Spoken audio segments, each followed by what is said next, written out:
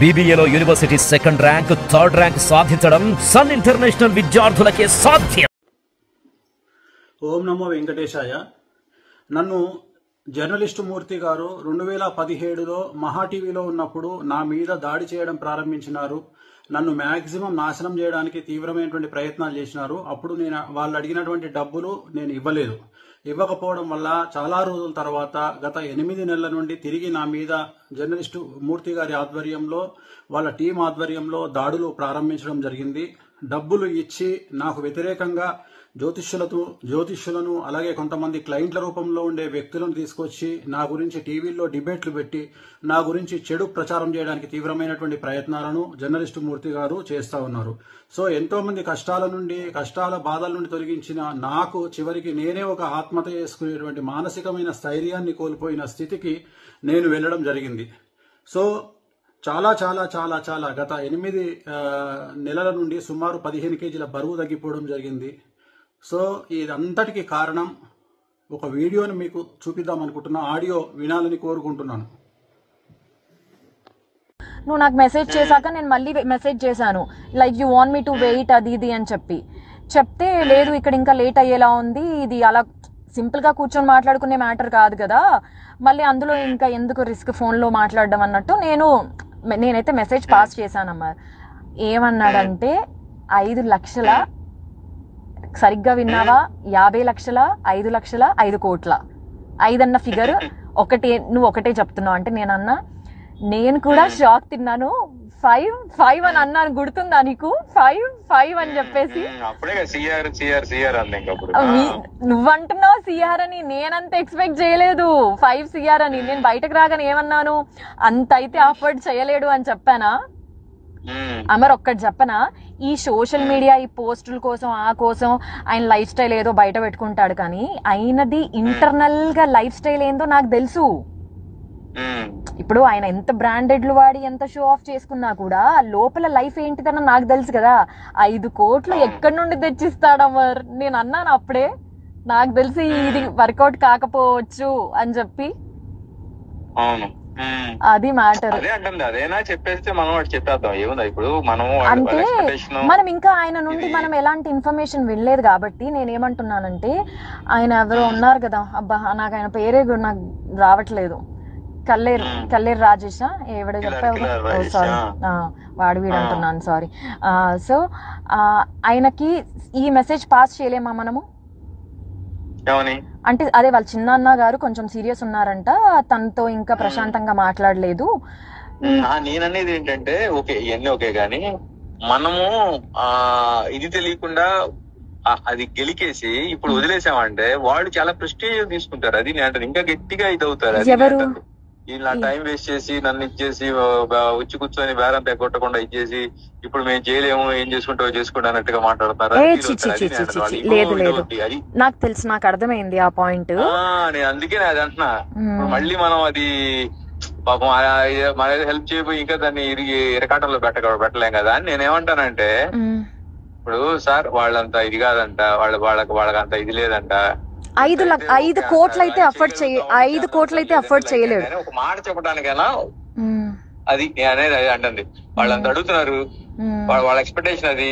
నువ్వు చేయగలిగింది ఎంత నువ్వు చెప్తే. ఇప్పుడు నాకు అర్థం కాని పాయింట్ ఏంటంటే, అయిపోతుంది ఆ కంఫర్ట్ జోన్ ఏంటి అనేది చెప్తే అయిపోతుంది నేను అంటది. ఇప్పుడు ఆయన 5 కోట్లు అన్నప్పుడు అమర్ ఒక మాట నేను చెప్పనా, ఇప్పుడు అక్కడ ఆయన ఇచ్చిన ఏమంటారు 5 కోట్లు అనే ఫిగర్ ఆయన ఇచ్చాడు.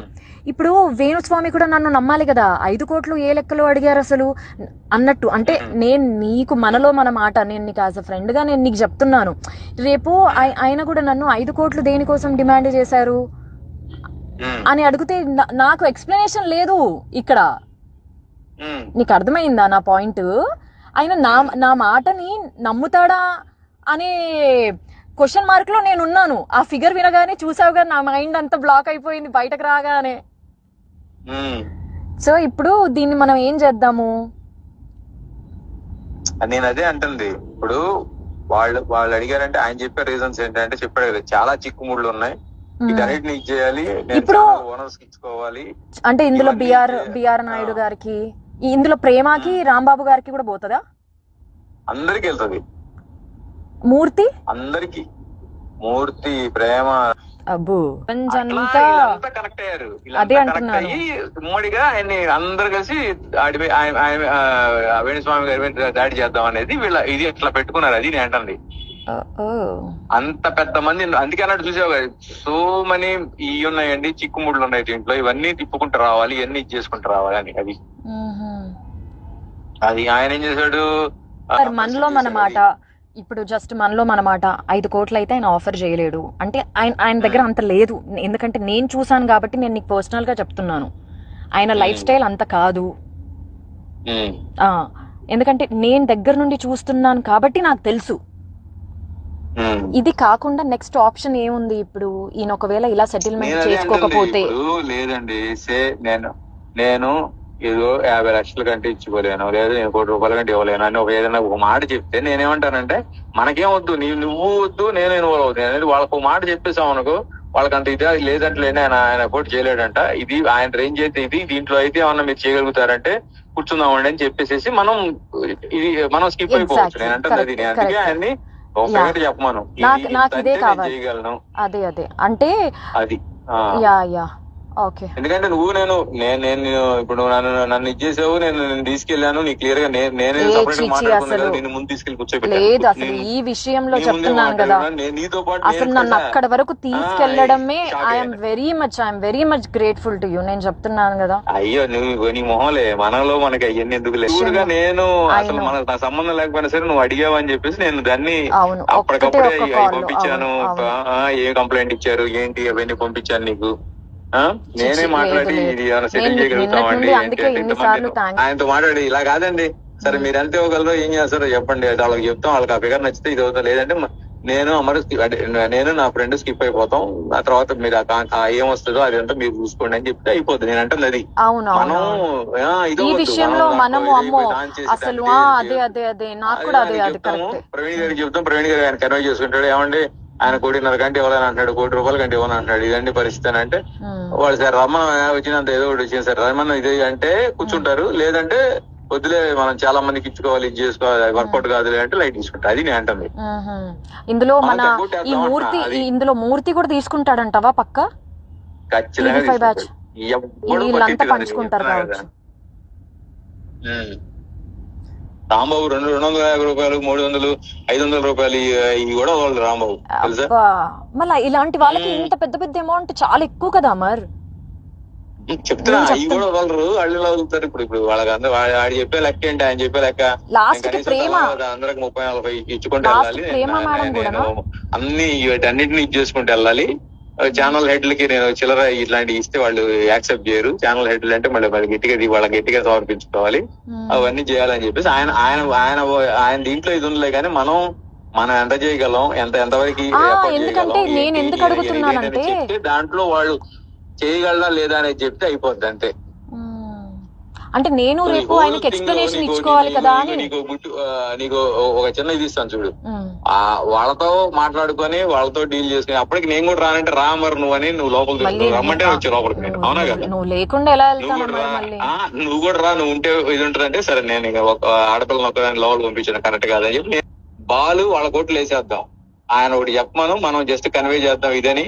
వాళ్ళు అది ఓకే అనుకుంటే ఇది అవుతారు, లేదంటే మనం జస్ట్ చెప్పగలిగాం, నన్ను స్క్రీన్ షాట్ అదేంటది ఆ కంప్లైంట్ కాపీలు పంపించమన్నా పంపించాను, ఆ తర్వాత ఏదో అనుకున్నాం వర్కౌట్ కలిపి మనం లైట్ తీసుకుంటాం. అది నేను అమ్మో లేదమ్మా లేదు ఇక్కడికి ఎండ్ చేసేద్దాం. నేను బయటకు వచ్చినప్పుడు ఏమన్నాను, కల్పించేసి సో అండి తనే చూస్తుంది అని చెప్పేసి నేను వెళ్ళిపోదాం అనుకున్నాను యాక్చువల్ గా.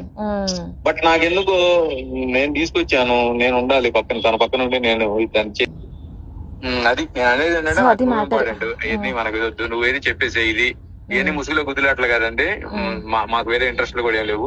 మీరు చెప్తే అదంతా వాళ్ళకి చెప్తాం, వాళ్ళకు నచ్చితే రమ్మంటే ఎల్లండి కలవండి, లేదంటే అవ్వదంటే అవ్వదని చెప్తారు వాళ్ళు, నేను చెప్పేస్తాను అంతే. ఇంతవరకు అయితే మేము తీసుకుంటామండి. ఇప్పటికే మనం కొంచెం అంటే ఎక్కువే తీసుకుని వెళ్ళాం, అంటే మనం అది ఎక్స్పెక్ట్ చేయలేదు కాబట్టి ఏదో సెటిల్ చేద్దాం అన్నట్టుగా వెళ్ళాం. అసలు నాకు మైండ్ బ్లాక్ అయిపోయింది. ఇలా ఉంటాయా సెటిల్మెంట్లు అంటే? వామ్మో, నేను ఎక్కడికి వచ్చాను, ఏం జరుగుతుంది నా వెనకాల?